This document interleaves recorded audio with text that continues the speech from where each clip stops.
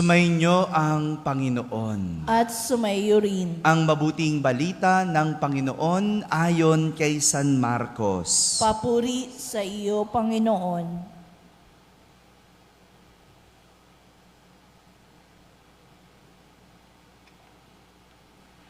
Noong panahong iyon, bumalik kay Jesus ang mga apostol at iniulat ang lahat ng kanilang naisagawa at naituro. Napakaraming taong dumarating at umaalis. Ano pat hindi na makuhang kumain ni Jesus at ng kanyang mga alagad. Kaya't sinabi niya sa mga ito, magtungo tayo sa isang ilang na pook upang malayo sa karamihan at makapagpahinga kayo ng kaunti. Umalis sila, lulan ng bangka, at nagpunta nga sa isang ilang na dako. Ngunit maraming nakakita sa kanilang pag-alis at nakilala sila.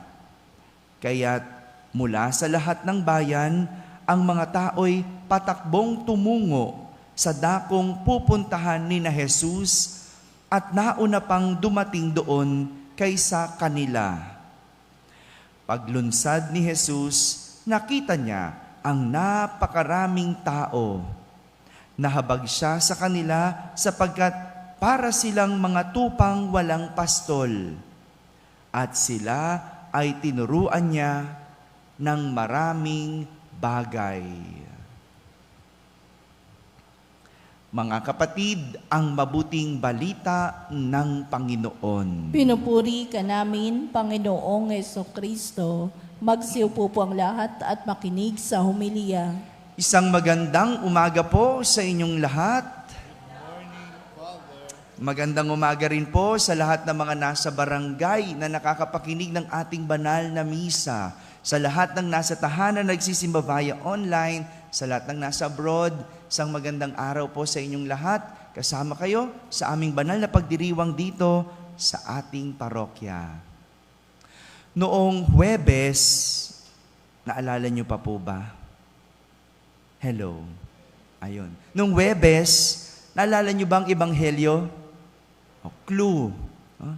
Sinugo ni Jesus ang kanyang 12 apostol. Naalala niyo na? Sinugo ng tig-ano? Yan, tig-dadalawa. No? So ilan lahat silang tig-dadalawa? 6. Yan, naalala nyo na. No? Sinugo niya ang kanyang mga alagad para sa isang misyon. At binigyan niya sila ng kapangyarihang magpalayas ng demonyo. Anong sabi niya? Anong bili niya sa mga alagad? Huwag magdala. Naalala nyo na yon? Di ba? Huwag magdala ng kahit ano. Pagkain, damit, pera, balutan o bag. Di ba? Naalala nyo yan, di ba? So, huwag magdala. Sinugo niya sila sa isang misyon. Dala-dalawa. At ang tanging ibinigay, kapangyarihang magpalayas ng demonyo. Yun yung noong Huwebes.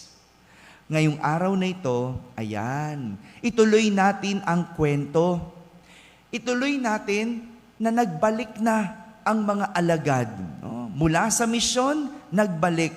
At sa kanilang pagbabalik, iniulat nila. Ano ibig sabihin ng iniulat? Yan, ni-report yan, kinuwento. No? Iniulat nila ang lahat ng kanilang nagawa at naituro. Imagine ninyo, no? Umalis, pagbalik, no? Bumalik sila kay Jesus. Iniulat nila, imagine ninyo, no? Siguro, masayang-masaya yung mga alagad na nagkukwento kay Jesus ng kanilang karanasan sa misyon. Siguro, no? Inisa-isa nila yung kanilang natulungan at kung paano nila napagaling ang mga may sakit. Kung paano sila nakapagpalayas ng demonyo. Di ba ganun yun? No, yung pag-alis mo, pagbalik mo, yung excited kang ikwento. Masaya kang nagkukwento ng iyong karanasan. Ito ang dahilan kaya nag-aya si Jesus na magtungo sa isang ilang na puok para makapagpahinga ng kaunti. Ulitin ko po, makapagpahinga ng kaunti. Dito, ipinapakita ni Jesus ang kahalagahan ng pahinga. Alam niyang pagod ang mga alagad, no? Siguro sa dami ng kwento nila, sa dami ng napagaling nila, sa dami ng nagawa nila, alam ni Jesus na nagsipag at nagtrabaho ang mga alagad. Kaya naman, nararapat lang na sila ay makapagpahinga. Deserve nila ang magpahinga. Sa panahon ngayon, kapag ang tao napagod, anong sinasabi? Deserve kong bumili ng ganito. Di ba? Ganon naman ngayon. Ganon ngayon, di ba? Deserve ko to. Deserve kumain ng masarap. Deserve mag-shopping. No? Pero yung kay Jesus, binigyan niya ang kanyang mga alagad ng kaunting panahon para magpahinga. Sadyang dapat balanse ang buhay.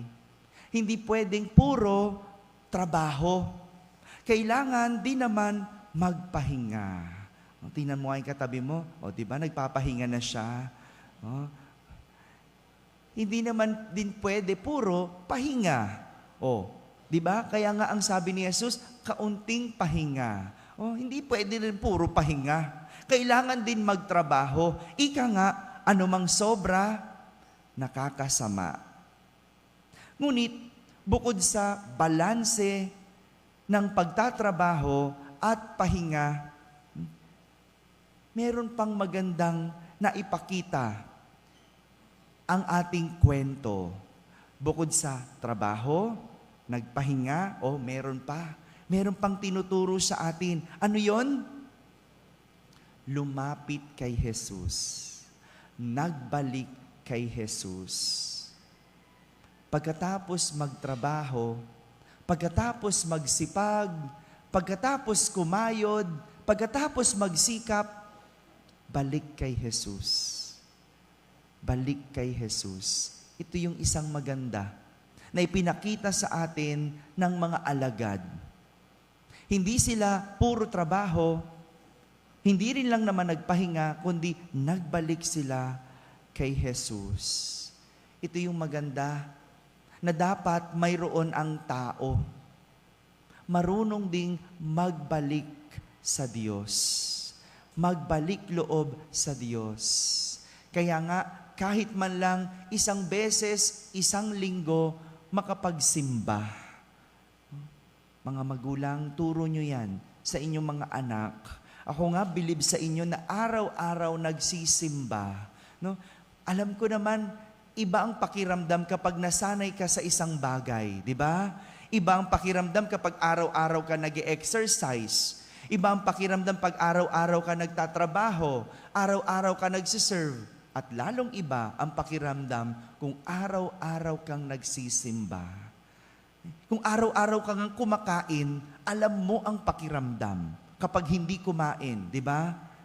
Parang hindi kumpleto, gutom ang tiyan. Pero din, pag nagsisimba, no, alam mong hindi kumpleto, alam mong hindi sapat ang araw. Pero may isa pa, bukod sa nagtrabaho, nagpahinga, at nagbalik kay Jesus, may isa pang ipinapakita. Dito naman, ipinakita si Jesus ang pagtulong sa kapwa.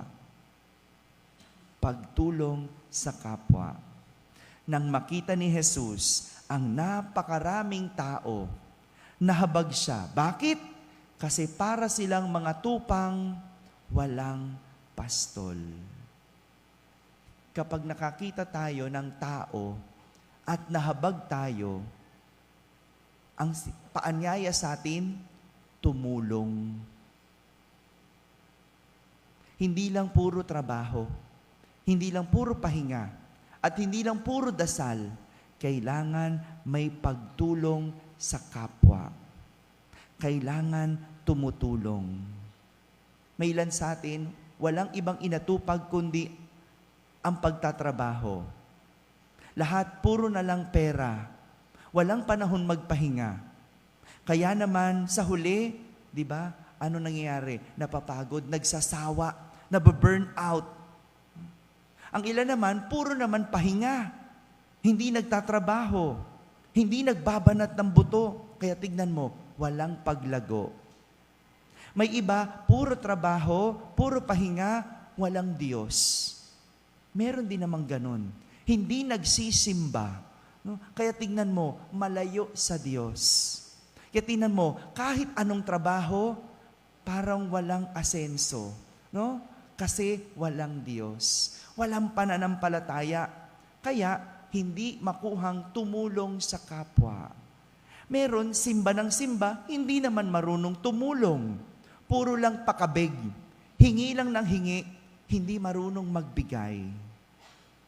Mga kapatid, tinuturuan tayo ng tamang balanse ng ating ebanghelyo sa araw na ito. Ang pagtatrabaho ay paraan para magkaroon ng kabuhayan. Ang pagpapahinga ay paraan para maging malakas sa buhay.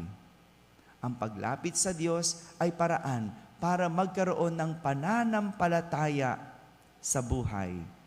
At ang pagtulong sa kapwa ay paraan para magkaroon ng kahulugan ang ating buhay. Amen.